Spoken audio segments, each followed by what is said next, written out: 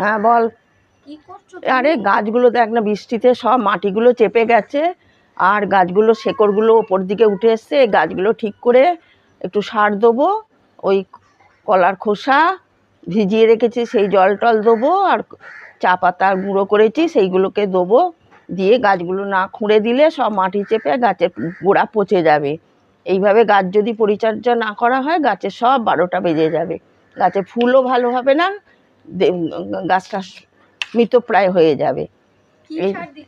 এই চায়ের পাতা আর ডিমের খোসা, কলার খোসা, এই সমস্ত গুঁড়ো করে রেখেছি, এগুলোকেই সব দিচ্ছি। এই সব রোদে শুকিয়ে গুঁড়ো করে রেখে দিয়েছি, দিচ্ছি এগুলো সব। চায়ের পাতা, কলার খোসা, ডিমের খোসা, যা ঘরে আছে সেই সব আবর্জনা দিয়ে, আমি কিছু কিনে দিই না, আমি সব